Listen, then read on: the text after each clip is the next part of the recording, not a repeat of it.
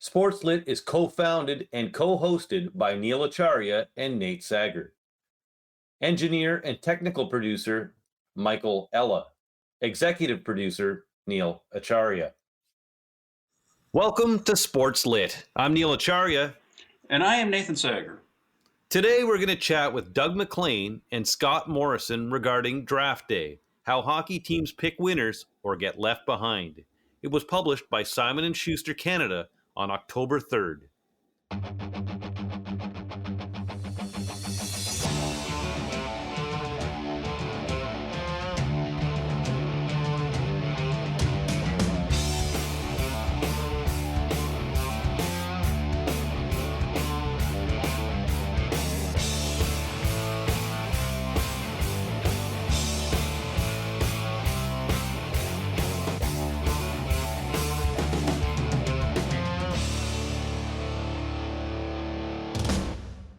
The NHL Draft is an ever-evolving, tradition-laden, mayhem-steeped production. Draft Day, how hockey teams pick winners or get left behind, offers direct perspective from someone who is a part of that contemporary history. That is Doug MacLean, who is most popularly known for his roles as the coach of the Florida Panthers, who took them to their first Stanley Cup final in 1996, and as the president and GM and coach of the Columbus Blue Jackets. And as you will see throughout the book, if you read it, and throughout our interview, that there's a running theme that he was often on the wrong side of luck when it came to draft day. The book is more than that, though. It provides a comprehensive and entertaining look at how the draft took shape. And you can feel Hockey Hall of Fame award-winning journalist Scott Morrison. You can feel his reporting and presence, especially in the parts like the infamous Eric Lindros draft day fiasco, which has its own chapter, and that chapter exhibits excellent retelling with fresh research and journalistic acumen with added perspective. Mm-hmm. Yeah, and to just revisit L'Affaire Lindros back in 1992, this is the chapter that really made the book for us, I think, Neil. And it happened to be unintentionally on purpose topical because Doug and Scott had a good connection with Pierre Pagé, who was the general manager of the Quebec Nordiques while they were, having their hotel room door literally knocked down with, trade offers for Lindros. He was, of course, like one of the next ones, the phenom who was supposed to be the next big thing, and he did not want to play in Quebec for, reasons that they do discuss, and which really weren't the reasons a lot of people thought he didn't want to play there. But the less said about that, the better. So a year goes by. Like, imagine if Connor Bedard, the phenom for Chicago, had decided, I don't want to play for Chicago. I'll lay out for a year in the hockey hinterlands and wait for them to trade my rights at the next draft. That's what Lindros essentially did.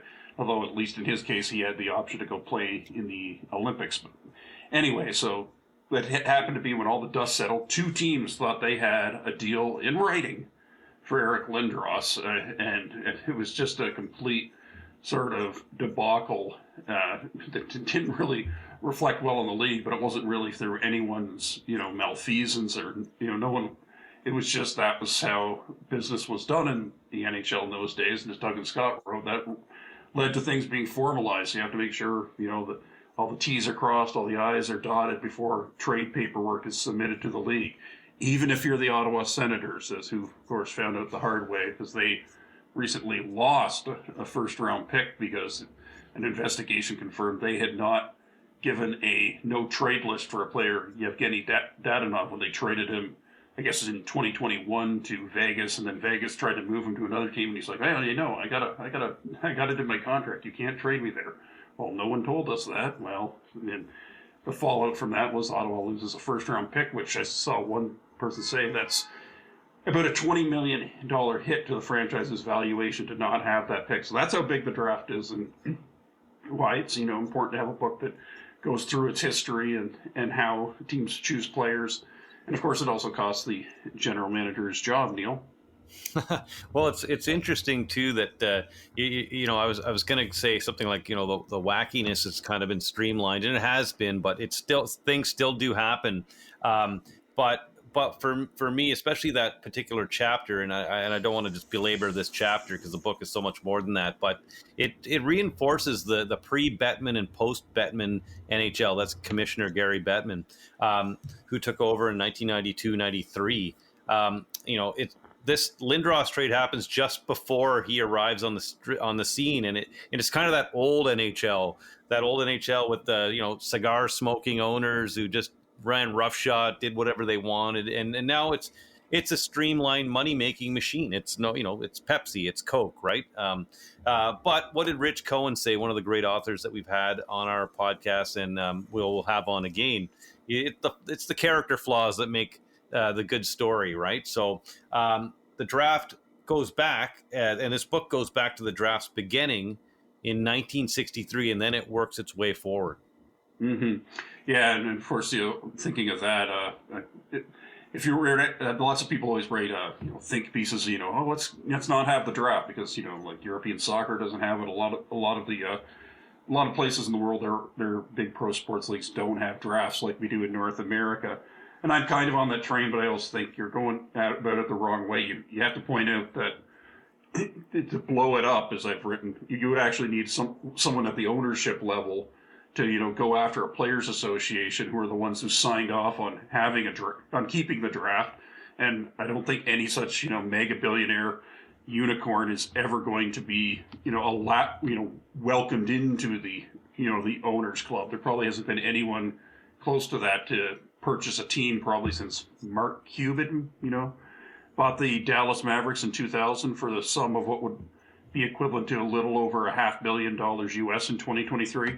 That's actually less than the expansion fee in the NHL, and just a fraction of what the fee would be to own a new franchise in the other three men's pro sports leagues. And of course, women's sports have gotten on board with holding drafts too to sort of build up publicity. And why? But I guess historically, why are there drafts in the first place? Well, there are a lot of reasons. I mean, when pro sports were organized in North America, player recruitment was, catch as catch can. Hey, can you skate? It was pretty much the extent of it in the early days. But briefly, the National Football League, which always seems to be the one that comes up with the bad idea that becomes institutionalized, was the first to hold a draft. Pro football was a shoestring operation, really, up until the television era began. And the first NFL commissioner, Burt Bell, also ran the Philadelphia Eagles. People said he ran the NFL from his kitchen table.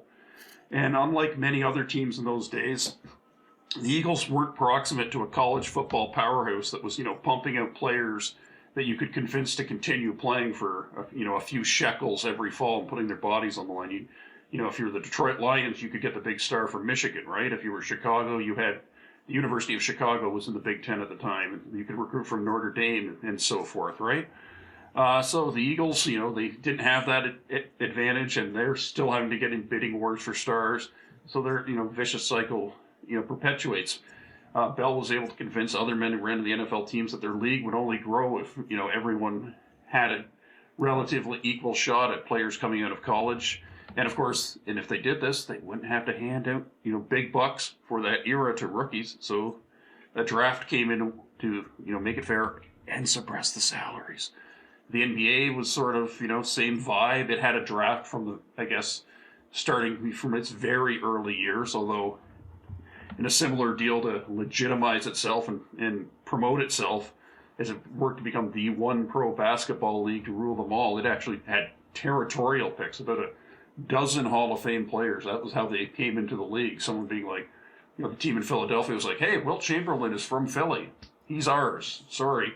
That's just how it's going to be. Oscar Robertson, who later was instrumental in the forming of the NBA Players Association. That's how he ended up starting his career in Cincinnati when it had a team, because he was from the area. He played his college ball there. Imagine if that still was that part was still around in the NBA draft today. Imagine the Raptors would just Jamal Murray, Shai Gilgeous-Alexander, Andrew Wiggins, they're ours. Obviously you can't really develop a sports league that way, and the NHL actually realized that by around the early 1960s. As Scott and Doug write, in the original 6 days, it was catch as catch can. Teams signed a player to a commitment form. that basically, bound him to the team, and then they, if he showed promise, they would place him in their network of sponsored junior and minor league teams.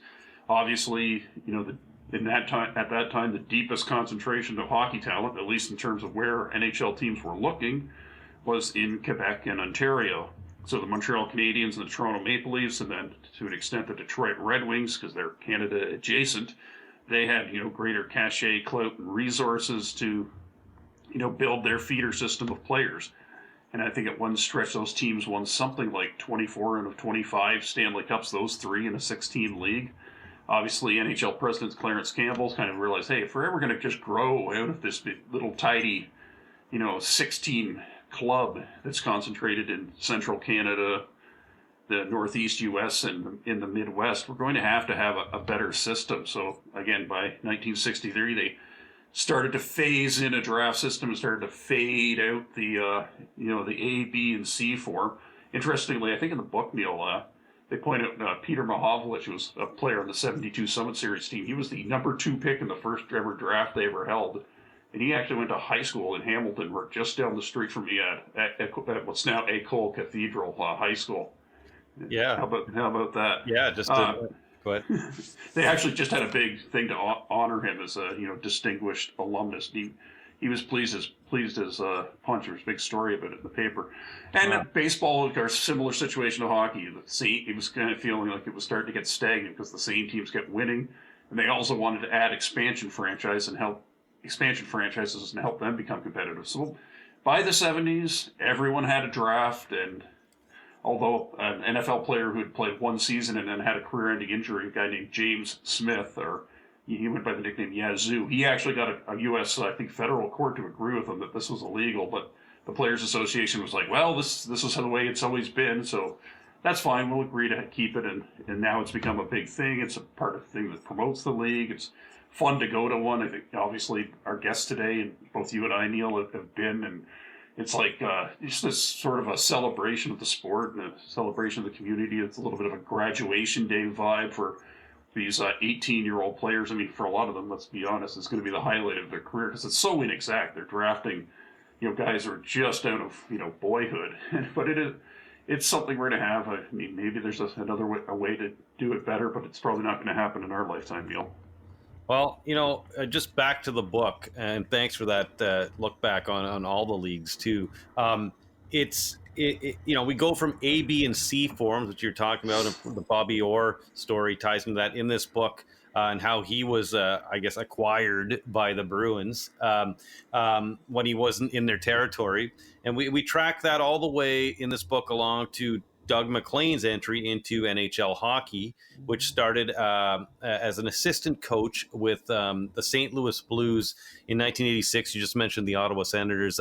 Jacques Martin was the head coach and had a relationship with him in hockey, and he brought him on board. And by the time we get to where Doug MacLean has transitioned from coach of the Florida Panthers and is entering the picture as the president and GM of the expansion Columbus Blue Jackets, it's 1998, and it's nearing the turn of the century, and the draft has evolved, and it evolved more and more, and there's new challenges and developments. There's psychologists, there's rooms where you bring these rookies in, or these prospects in, and find out what their psychology is, find out what their mental makeup is, and then there's obviously the business of things. You're signing them to bonus payouts on rookie contracts, which the owners are, they're really cheesed about if, the rookie's getting more than he should. So, and they're also navigating Russian picks. That came out of the 80s. They're picked late rounds, some of the stars that had kind of emerged after 72.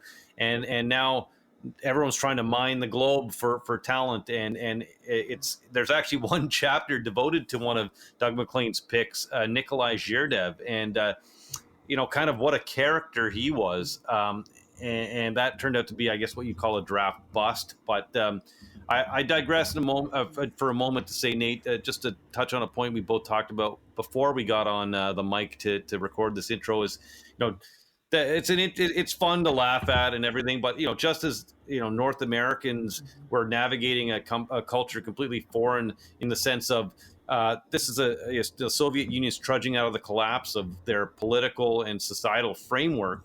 And then these players are kind of emerging out of that upheaval. And so maybe, if there was more European GMs or even analysts on TVs and writers, we may see this a little differently. Maybe those players would feel more comfortable. Who knows? But regardless, Zherdev is an entertaining character worth a chapter nonetheless. Yeah, MacLean is brutally honest with himself in that chapter, and says it made him, realize, not at the time necessarily, his limitations as a player evaluator. Like the one, phenomena with player intake in the NHL is they draft players at the age of 18, even though, very, very few 18-year-olds are, emotionally or physically capable of playing in the NHL. It's just sort of the way it's worked out. And you say, as you say, Zherdev, a guy born in 1984 in Kyiv, Ukraine, that's a lot of upheaval in your life. I mean, you're literally the country, literally born during the late Soviet era, and the country no longer exists, and he had been on his own since his early teens. It was a tough situation, and you never know whether that just gives somebody raw hunger to achieve, or it's just means that they don't have all their leaks plugged by the time they're supposed to at age 19. And MacLean even says, the experience with Zherdev in Columbus, it had knock-on effects that affected future drafts. 2 years later, the Blue Jackets were really sweet on drafting Anze Kopitar, who's played his entire career with the Los Angeles Kings. He's going to be in the Hockey Hall of Fame one day, one of the best two-way forwards ever to play the game, but he was also from Slovenia, so same thing for Eastern Europe, and they started to wonder, okay, Zherdev hasn't quite worked out the way we'd hope. Is this going to happen again? Even though they said there was no reason to think that when they looked at the merits of Kopitar on his own, and they eventually went with the guy kind of everyone had on their list, who was Gilbert Brulé, and Brulé ended up again having a modest career, but he played his last NHL game when he was 26, and here it is in 2023, and Kopitar's still with the team that's drafted him. He's got Selke trophies and Stanley Cup rings, and he's the best player to ever come from his Slovenia. So this is the third time we've had a Scott Morrison related book on the show. We interviewed Rick Vive regarding Catch-22 in season 4, episode 9, and Scott was a big part of getting that book completed, and he collaborated with Rick Vive on that. And last season we covered 1972 in season 6, episode 1, which was a look back at the Summit Series between the Soviet Union and Canada on its 50th anniversary year. And we had Scott on that solo. And now this time we have Scott again. He's on, but with Doug Morrison. So it's kind of a hat trick. We've had him on in 3 different ways: by himself, through Rick Vive, with which there was that book written with the both of them, and now Scott will be our guest with Doug MacLean. We look forward to talking to both of them about this book, which is an insider's look with a hook, the draft, and how those at the helm navigate building a hockey team in the height of competition, and that is the pro sports world. So just before we get to our guests, remember, you can buy this book on our website. Click the Amazon link on the episode page, and any of the 60-plus books we've covered so far. We always enjoy talking to our guests after reading their book, and we look forward to doing the same right now on SportsLit.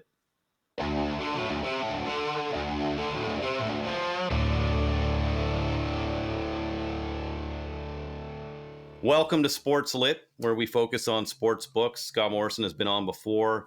We discussed 1972 with you, of course, and had a lot of fun talking to you. And we're excited to have you on, Mr. MacLean, to discuss draft day. So I'll ask the first question to Scott. And I want to know how the hook for the book came to be. And that is draft day as it relates to Doug MacLean. Were publishers looking for a hook? Is that something you're seeing increasingly now, as opposed to just, hey, this is my life story? Do they want a hook? Well, I mean, Doug was first approached, and then I came in behind him, that he had contact with the publisher. But to answer your question in broader strokes, I think, yes, that, a lot of people have compelling stories, but if there's something you can link it to that brings the fans or the reader into what's the sport, what's happening, that type of thing, the background, take them to a place that they can't get to otherwise. They tend to be very interesting and good selling books. So yeah, I think that's, the beauty of this book, I think, is that we tell a lot of Doug's story and stories and then link it to the bigger picture of the draft and hockey world.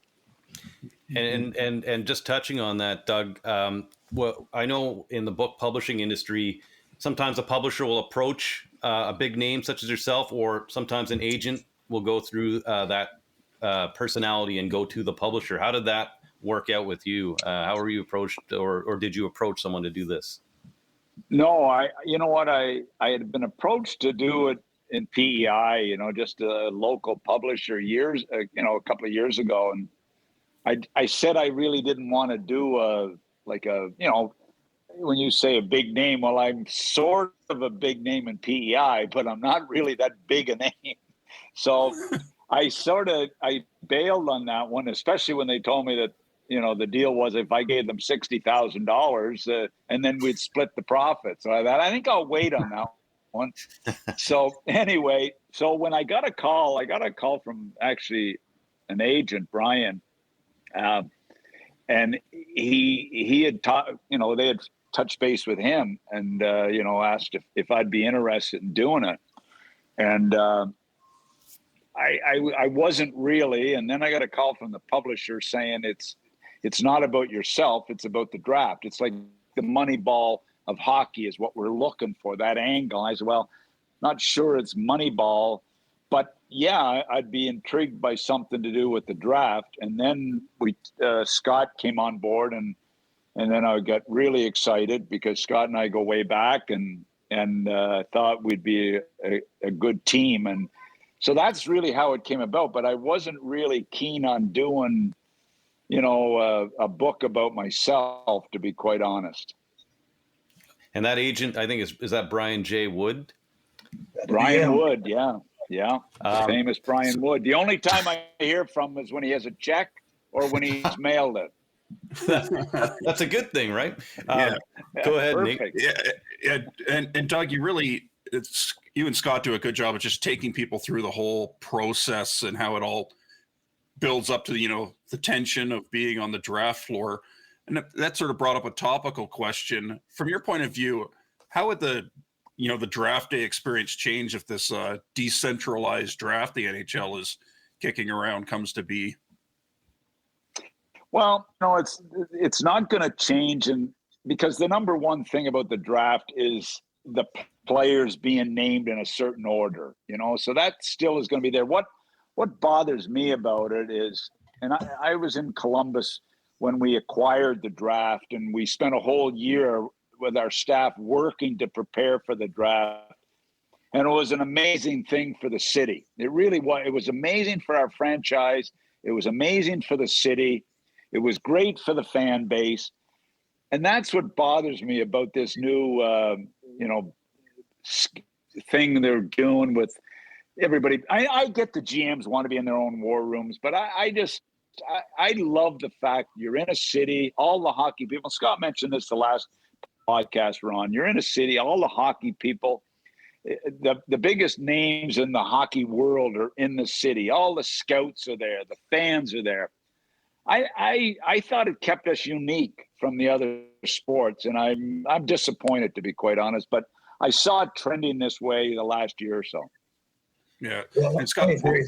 Yeah, I agree. I mean, it's unique to the NHL, and the NBA has success with their system. The NFL, obviously, very similar, but it was unique to hockey, and to be in that building, it's an exciting time especially when that first round is on. Like when we're in the Forum or the Bell Center, I guess now, Doug and I a couple of years ago at the Montreal Draft, and that building was just rocking. Canadians had the first pick, but regardless, it was just a fun place to be. And as I say, it's been part of the NHL personality, and be sad to see it. And as Doug mentioned, you bring all the hockey world together in one place, and that's kind of a fun experience. It's interesting because in the book. Go ahead. Sorry, go ahead. Not only that, but fans come from all over the world for that event. like I'd be walking along the stands, and a guy from Sweden had stopped me, when I was a GM or when I was a coach, or a fan from Russia would stop you and say, "Hey, nice to meet you." It was just, I don't know. I'm ticked off about it, but that's okay. Well, it's interesting because I feel like the league, after Gary Bettman, they kind of, I think they wanted to try a lot of new things, and they realized, hey, there's a lot of things that just make hockey unique, and maybe they'll go back after trying this to and realize exactly what you guys are saying. That this is unique to hockey, and it makes hockey stand out, and it's special. And it was interesting because in the book, I believe you said Steve Yzerman was actually one of the people that wanted it to go in the similar way of the NBA and NFL, which I guess I found a little surprising. Yeah, he was a guy that talked about it the last couple of drafts about he'd like to be, they'd like to be in their own war room. Now, maybe Stevie got bothered more at the drafts than we did because he's such a big name, right. Maybe that's part of it. But I just thought it was magical to be there and set up the war room and be in a hotel, walk down to the lobby, and you'd run into 2 or 3 GMs or coaches. And it was just a great way to spend 5 or 6 days, because you don't run into the guys other than when you're playing them. And even when you go in to play a team, sometimes you don't run into them unless it's at the morning skate. So I always thought it was a great way. And I guess because I did 24 of them, I was at 24 drafts in a row, and it was sort of a really exciting time for me, Nate, are you up? Yeah, and I also wanted to put this question to both of you. How much was this book really the central thrust of it, just to show hockey fans the idea, I think, attributed to Bob Strum, that you build the depth to become a Stanley Cup contender through the draft, not during a free agency in early July? You know what? Strummer was with me in Detroit when we talked about that the first time. And then when I went and interviewed in Columbus, it was really a major part of my interview. Strummer had put this thing together. We had worked together on it. I took it to another level, but it was really Strummer's stuff.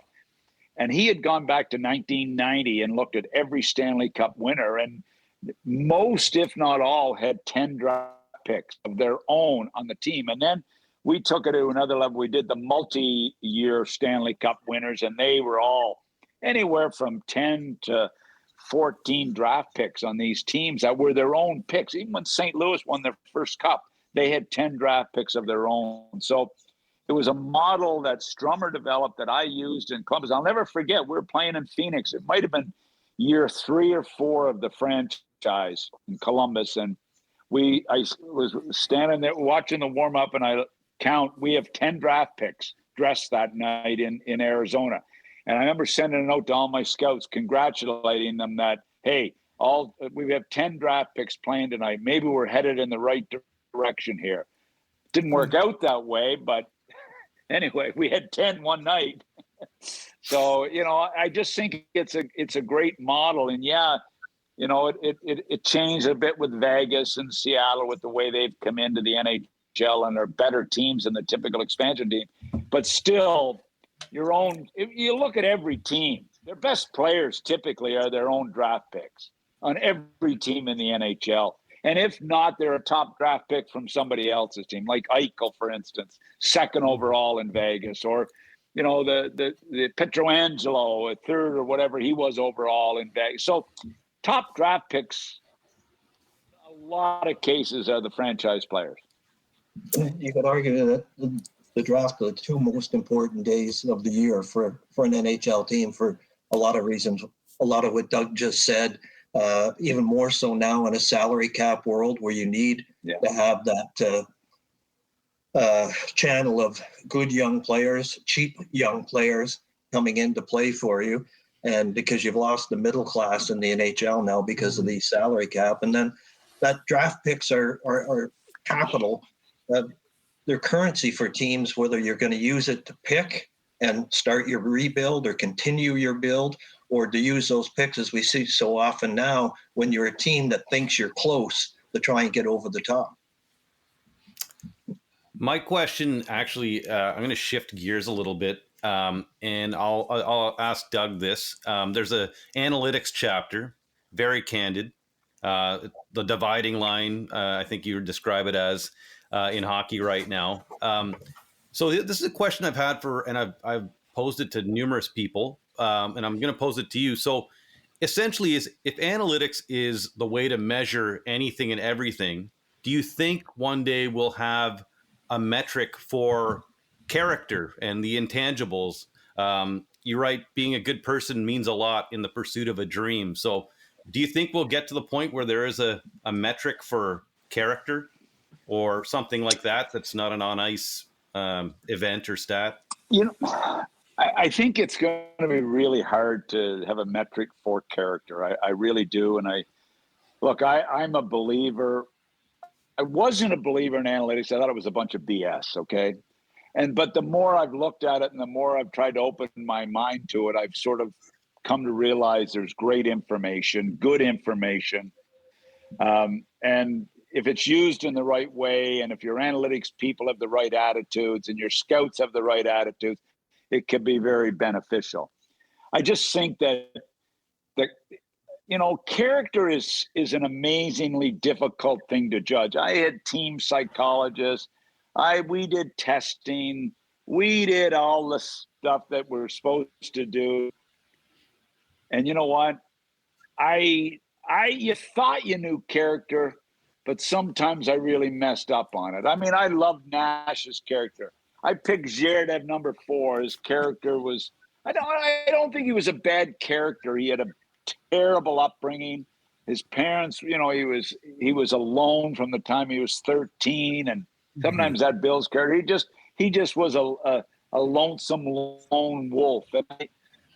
So I missed on character on a few guys, but most of the time you had a pretty good feel. But I don't know that. I don't believe there'll ever be a metric for it, but maybe I'm naive.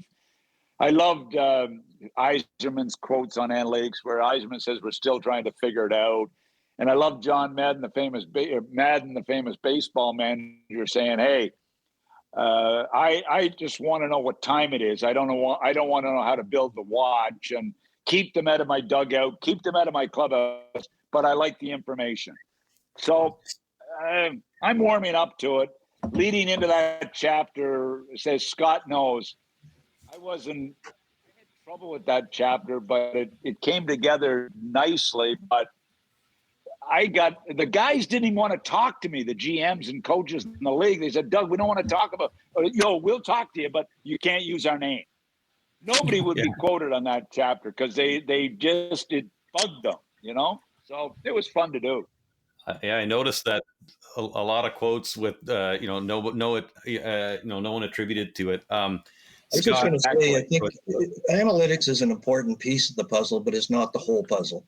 And, it's a tool, but it's hard to replace the eyeballs. You talked about character. Well, you can interview players and all of that. But we mentioned in the book, too, is what you don't see in the numbers is you might have blocked a shot, but it could have been a shot that just hit you, and but where another guy dove head first to block the shot. You can't judge those sorts of things from numbers. You don't know how a player reacts when a coach sits him on the bench. You don't see what that reaction is like, and how he mingles with his teammates and all of that sort of thing. So I don't think you'll ever replace eyeballs entirely with analytics. I just don't see that working. Scott, do you see, the big thing right now is AI, artificial intelligence. Do you see artificial intelligence making some sort of almost an immediate impact in the way hockey teams run, from scouting to basically every element of being a person that runs a team? Do you think they'll use AI? I'm sure somebody will give it a try. I don't understand it, but I'm sure somebody will give it a try at some point, because people are always trying to find a better way to find an edge, right? So what do you have to lose? Give it a shot. I would love if they could use AI when I was coaching to put me in the dressing room, a fake me in the dressing room, giving a speech, and maybe I would have been more successful, or a fake me on the bench when I was an idiot yelling at the referees. And, that's the one thing that bothers me about my career is every referee that's written a book, I'm at least a page in it about what a jerk I was. So, I wish I had AI to cover that up, I like that part in the book where you threw the dentist out of the rink, who was yelling at the kids. That was pretty funny. And my wife. Yeah, that's right. That's right. So Scott, there's some really detailed historical, I guess, context in this book, and you talk about the A, B, and C forums. Sam Pollock. Now, you both obviously came together on this, but I'm addressing it to you. Do you think? I mean, right now, I think this goes in cycles, but it seems like we're in a cycle where history isn't really like in vogue. Do you feel that way? Do you get that sense? And how did you feel showing how the draft kind of evolved, shows how hockey's become basically big business as opposed to what it was before, which I don't think was really what we see now. It was less sanitized. Well, I think, obviously when they first started the draft, and it's ironic that we're talking about taking it behind closed doors in a sense, but, nobody knew it went on. We talked the story about Ken Dryden, didn't know he was drafted by Boston until 10 years later, and he had beaten them in a Stanley Cup final by that point. But, I think it was Pollock and what he did with the Canadians and the Lafleur and all the first round picks and all that really made the draft gain its notoriety and put it on the map as being a special thing. And then when you got into the 80s, it became a really, really big deal with, moving into the rinks and, television getting on it. And yeah, that's when it really started to become big business. Do you think that, just as a writer in general, do you think I feel like, younger writers, bloggers, people on Twitter, they can they kind of, I guess, devalue the history of the game in a way? Do you feel like, I feel like we're not I feel like we're in a cycle now where we're not looking back on things in the same way that we probably once did. Well, I think that's the way of our world, that the new generation doesn't pay as much attention to what our history is all about. And you learn from history and you grow through history and learning from it. And I don't think there's enough of that. And, how much that should apply. I hear former players who are in the media now, and some are my friends, and I'll hear them talking and say, like I heard the other day, said, I think the Islanders won 2 or 3 cups back in the 70s or 80s. And I'm thinking, you played in the NHL. You should know what the Islanders did right in the early 1980s and things like that. And it is a piece of our history. And so if Dennis Potvin shows up at your game, you know who Dennis Potvin is, one of the greatest players ever, or have an appreciation for what a Wayne Gretzky did. We have a chapter in the book about Eric Lindros. And, I don't think he was one of the greatest players to come into the league, was a dominant player, as Doug talked about, coaching against him, was the best player in the game for several years, but because of injuries, obviously the career got short. But I don't think we remember Eric Lindros for the stature that he had at the time. And because we just a lot of people don't pay enough attention to the history of the game.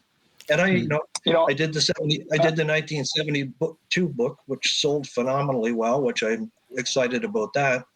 But if you look at what the Canadian government did, the Canadian people, we didn't celebrate that team anywhere close to how they should have been celebrated 50 years after arguably the greatest hockey series ever. And the one that changed the game. It's interesting because I do think it's cyclical too. I know, Nate, I'll let you go, but I do think it's cyclical. And I think just in where we are, maybe the technological revolution or whatever, I think it'll come back again, but it certainly feels as though what we just talked about, there might just not be that focus that there should be. Go ahead, Nate.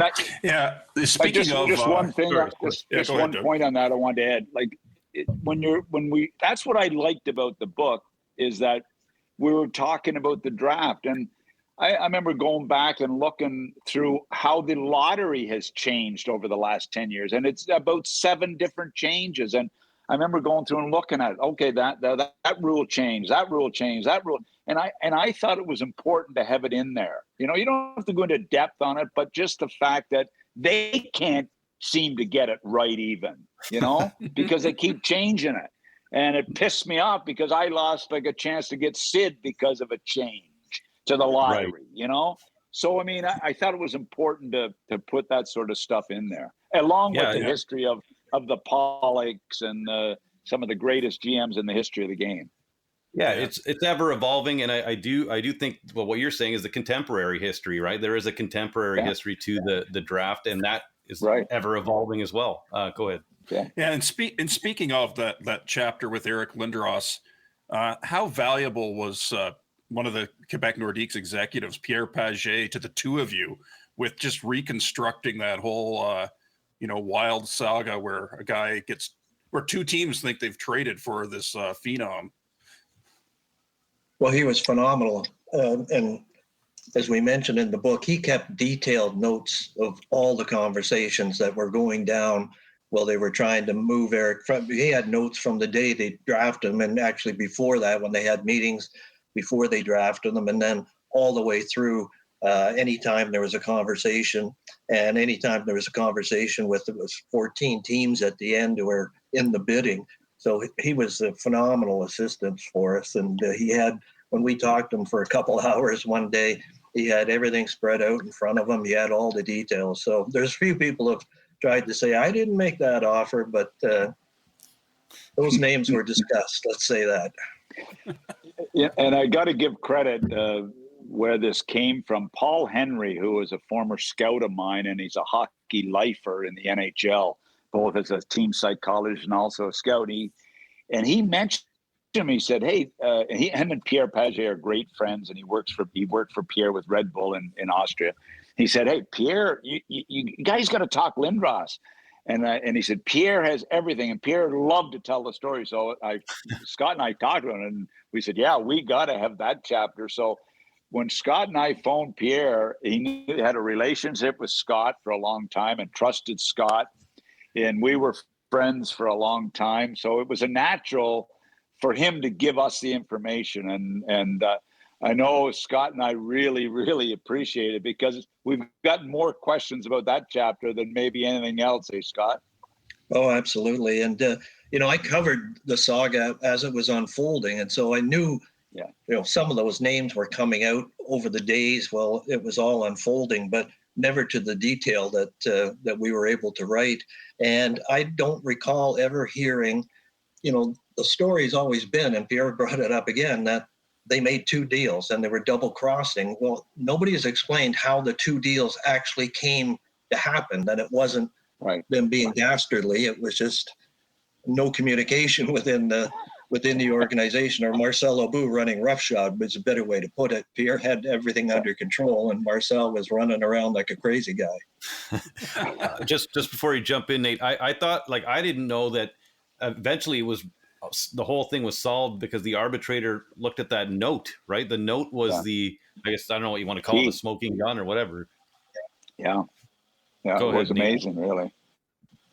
Yeah, and I guess I didn't realize either until I read that, but ultimately out of that, I guess, I don't want to throw around, fiasco seems like a bit of a harsh word, but out of that, I guess that really led to formalizing how these things are worked out with trades and such, as you put in the book. There was no trade calls prior to that. It was sort of a handshake agreement, and then you phoned the league and said, we've done this deal and it's okay, and then away you go. And meanwhile, you could have talked to two or three teams, and there was no formal process. So out of that came the trade call, where you have to phone, Doug's been through it, central registry, and they have to approve everything. Yeah, and again, obviously it's gotten only more complicated with salary caps and whatnot. Doug, I did want to ask you. You mentioned, of course, drafting Nikolai Zherdev in Columbus, and the Crosby draft, and I think and taking Gilbert Brûlé that year when you were, had a strong feeling about Anze Kopitar, who's going to be a Hall of Famer. I guess to what extent was writing about that sort of important for yourself, and also how might it help understand, how a general manager approaches these things each year? Well, it's funny. The reason I've been ripped mightily for that pick, and I, as I put in the book, the genius Pierre Maguire was quoted when Montreal took Carey Price instead of Brule. He ripped Montreal for, not taking Brule and taking Carey Price, who, by the way, we had rated 22nd, I believe, on our list, and most teams had Carey Price in the second round in that draft. But anyway, I sort of laugh about it now because, and I said it in the book, as Kiprio said to me, "What do you think it cost you?" He said it on the radio last year. "What do you think it cost you taking Brule over Kopitar?" I said, "Probably about $30 million personally, because if I would have taken Kopitar, I'd probably still be a GM today, although who knows." But you know what? It was important to tell the truth because I was the guy that made the call on it, and to make the change with very little pushback from my staff. When I got fired and left Columbus, I got thrown under the bus by a lot of people saying I was solely the guy that wanted Brule, and that's how it was perceived, and that was how it was portrayed, whereas my key people knew that wasn't the truth. But I'm the one that made the decision, and I'm the guy that should have taken the heat because I was the boss. And I think it comes pretty loud and clear in the book that the GM takes the heat on all these picks, and very few of them do they even have any say in. The amateur scout the chief guy is the one that makes the call, and 99% of the time the GM agrees with him. That's how it really happens. But I thought it was, and I also wanted to take my guys off the hook. My scouts were scared when they heard this book was coming out. They were nervous about it. And I remember phoning a couple of them saying, "Guys, you're going to enjoy the book. You're going to enjoy the book." But they were worried because they're still working in the game, and they thought it might hurt them. And it didn't. I think it explained it, how it happened and how tough it is. If you're 15% right as a GM in the draft, you've had a hell of a career. Yeah, and that kind of intuits 90%. what I wanted. Yeah. That's what kind of what I intuited. What a question I wanted to put to you, Scott, because it used to be a 20-year-old draft way back in the 70s, and then I think the age then it was kind of graduated in early rounds were 18-year-olds, later rounds for older players. Now it's 18. Like how difficult, we're looking at it from our perspective as writers. Do you think it is for the NHL teams to get this right compared to the other sports where the intake happens with guys who are a little older? Well, I mean, kids grow incredibly over those 2 years, physically and emotionally, mentally. There's so much development, whether it's just in day-to-day life or as a player. That time really puts the odds in the wrong direction of getting it right in a lot of cases that you're guessing, and makes it that imperfect science that it is, that you don't always know. There's some sure things, but a lot of it is you can do all your preparation and your eyeballs and your analytics, but there's still that element of you don't know what that person's going to be like 2 years down the road. So it makes it tough. But it was for legal reasons that the age came down, that it was challenged. Kendall Linsman and the young guys that went to the World Hockey Association back in the 70s. So I think if the NHL had its way, it would be the 20-year-olds, but then again, as long as you can cycle through the young, cheap talent, because that's the key with teams right now, to have that lower end talent developing on your roster. Mm-hmm.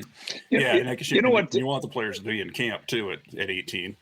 I guess. What is really the funny thing about the draft, and I think about this all the time. I'll never forget going into the Eric Stahl draft, which was Yerdev, and thinking, oh man, if we can get Eric. I remember having Eric Stahl come into Columbus with Horton, and I talked about that in the book and interviewing them. I was praying I was going to get one of those two guys in that draft. I was praying I was going to get Eric Stahl. And I remember watching video after video and watching them live. I remember the Taves draft, praying I was going to get Taves. And if it wasn't Taves, I really wanted Nick Backstrom. And all of a sudden, I'm picking 6 in the draft, and I get Derek Brassard, who played 1,000 games, who was a really good player, but he wasn't Taves, and he wasn't Backstrom, and he wasn't, those guys. And it was so much luck. George McPhee gets Ovechkin at 4, and I'm thinking, Are you kidding me? I'm sitting in the 4 spot most of the year. And then I fall out the last week of the season, because we won a couple of games on the West Coast. And I'm thinking, that son of a bitch won a Stanley Cup. Stahl won a Stanley Cup. Ovechkin won a Stanley Cup. Baxter won a Stanley Cup. Taves won a bunch of them. It's funny how it goes. It's a little bit of luck too, trust me. Yeah, a lot of luck with any detail, like the Columbus Blue Jackets franchise. There's always the perennial bridesmaid with the draft lottery, which does seem like a weird way to determine who gets to pick first and second torture. and whatnot. Torture. And I can whine about it. I can whine about it to you guys, but I can't whine about it to anybody else, You mentioned Zherdev, and I just finished the book today, so it's the second last chapter, and it got me thinking. I mean, you throughout the book, there's little nuggets about how tough it is to deal with Russia. I mean, I don't think you stopped going at some point. My question is, like, right now, and you have a lot of contacts and people in the game. With what's going on in Russia, is it harder? Are people more reluctant to draft Russians? Like, what's going on right now in terms of hockey and drafting players because of what's going on there politically? Is there an issue right now with that, more so than there was before? Because there was before as well. I think there has to be a little bit of an issue about it. I know, after the Zherdev thing, I was really nervous about it. We had in Detroit with Fedorov and Kozlov and Konstantinov. We had a great run of great Russian players and great people. I acquired Sergei Fedorov to come to Columbus because I was hoping he would be able to straighten out Zherdev, But I've got to believe there's a little more hesitancy about it. I know even the Mikheyev kid this year in the draft, people thought he slid, because maybe he'll still be a great player, but there was even in my era, there was a nervousness about it. But Zherdev was so good. And I mean, when I watched that kid, I thought, oh my God, he might have been the best player I ever saw from a talent perspective. He was that good. He was that special. But I'll tell you what, I remember interviewing him, and I talked about it in the book. I left the interview nervous about him. I did. I left the interview nervous right at the draft. And I remember he left our interview room, and Brown came in, who ended up becoming the captain of LA from Guelph. And I'm thinking, wow, what a difference in these two kids. And one guy's going 12th, and the other guy, I can't take Brown. He's going to be the 12th pick. I'm taking the 4th pick. So anyway, that's the way it goes. But I think there's got to be some nervousness, no doubt about it. Scott, do you have anything to add to that? Well, I was going to say, I would think today there would be nervousness just because of what's happening in the world and not knowing if the player is going to be able to get out, that sort of thing. And it's almost like it was back in the the 80s before the Iron Curtain came down, that you could draft a player, and all the guys Doug talked about were all late picks because you didn't have any idea if they ever get out. They had to smuggle them out at that time to get them here. So it was a whole different situation then. And then once the Iron Curtain came down, things changed dramatically as to where the Czechs and Russians where they would be in a draft order. So I would think there would be some reluctance for teams now to not use a high. And there even is. There even is with Panarin. Think about Panarin in New York a year or two ago when he criticized Putin. There was a major nervousness around that team over that criticism of Putin. And whoa, where's this going? Is he gonna be back with us, or is he? It was a tenseness in the organization. Yeah, definitely a loaded situation. Doug, we're getting towards the end here. I just a couple of questions left. And this one is to you. We as we talk here and throughout the book, there's this kind of theme of like, unlucky in a lot of ways, right? And where the ball bounced in the draft, or what happened to maybe a guy like Zherdev. But what transaction? And I know it might be Rick Nash or Ray Shepard, but I'll let you tell me, what transaction did you orchestrate, or what did you do as the GM that makes you sit back and smile right now? Makes you happy? And it's funny. I'll never forget trading Kevin Adams, the GM of the Buffalo Sabres, in our second year in the league.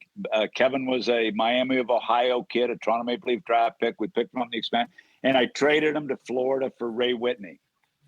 Ray came in and became our captain, 70-point guy, and was a star for us in Columbus, played in the All-Star game a number of years. And I think back that, but I think the thing that I'm most happy about is there's not a player that I had in Columbus, not a player I had in anyone in my 24 years in the league that I would be afraid to sit down and have a beer with or run into and talk to. I think I treated players well, and I was honest with them, and I don't have many regrets about it. I had a lot of fun, and I was unbelievably, as I said in the book, the NHL is a long way from PEI, and I was pretty lucky. If you're going to have a drink with Gerdev, it might be red wine, and he might be spilling some of it, I'm imagining, too. Yeah, I'd have no trouble running into Nicky. I'd love to run into Nicky Gerdev and have a real heart-to-heart with him, how he screwed up my career and cost me millions of dollars. He's buying, yeah, definitely. Go ahead, Nate. I also wanted to ask, because I used to live in Ottawa when he was there. What did the late Brian Murray mean to your career? Brian Murray, it's funny. I was just talking to Jacques Martin the other day. Jacques gave me my first job in St. Louis. It gave me my first opportunity from that coach at UNB to go to St. Louis as an assistant coach. But he gave me a start, and Brian Murray made my career.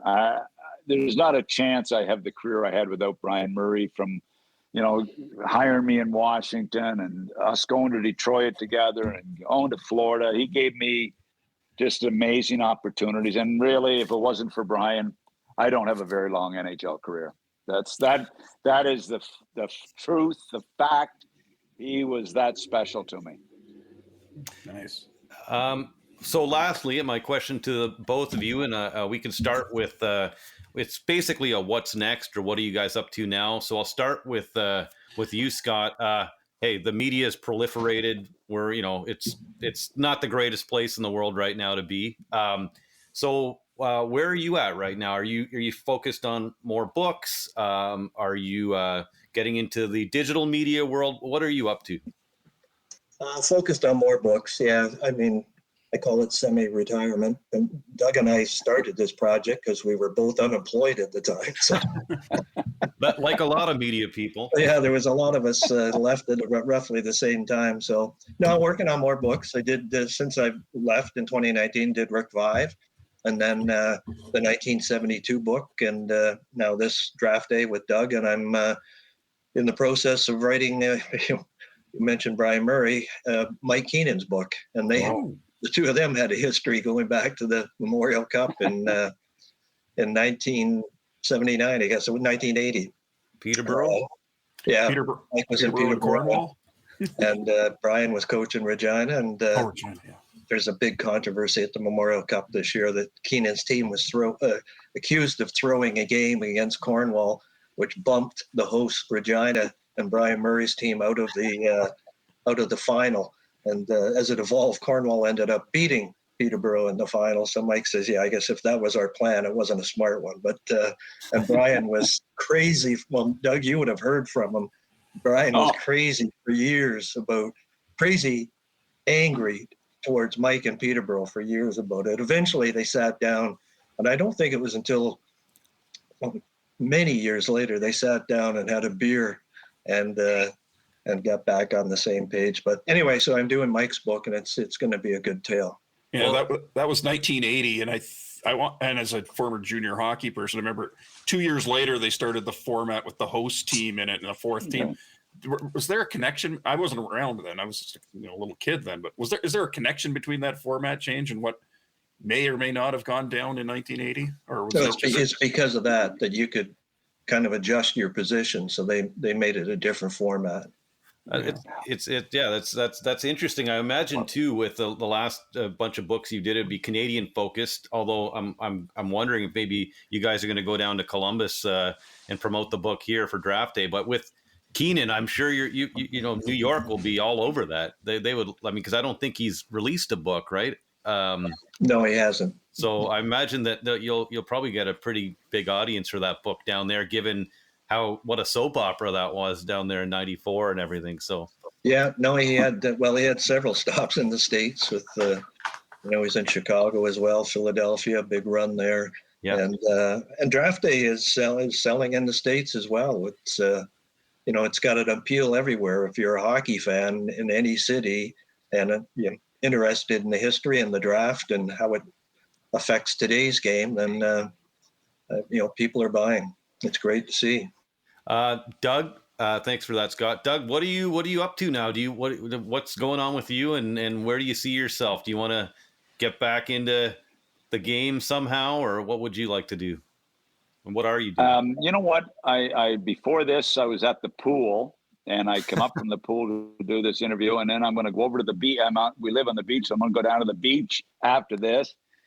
No, I don't envision getting back. I'm involved in PEI real estate. When I was early on in my NHL career, a buddy came to visit me from Florida, and he said, "Hey, Doug, we should be buying land here. It's free, and it's close to free." So, I've got we've done some apartments, and I've got a lot of waterfront property we're working on. So I'm busy. I'm busy doing that and enjoying it. It's a great hobby, and I think I'll retire as a writer since after we hit the fifth week in a row as a bestseller in Canada. I think I may officially retire as a writer too. Amazing. Number 6 weeks in a row and counting. Nice. Oh, it's 6. Okay, well, I love it because I know both of you guys. I mean, have to be competitive, and you're probably matching yourself up amongst the other bestsellers out there. Oh right yeah, now. 100%. I'm watching it like a hawk. Well, you know what? We appreciate you giving us this much time, especially a few weeks after the. What's it been? It's been about 6 weeks, right, since the book was released, obviously. So, thank you, and like I said, you can always buy the book on our website and support these guys. So, thank you for your time today, and it was really enjoyable to talk to both of you about Draft Day. Likewise, thanks for having us. Thank you so much. Thanks a million. Thanks for the support, guys. Really appreciate it.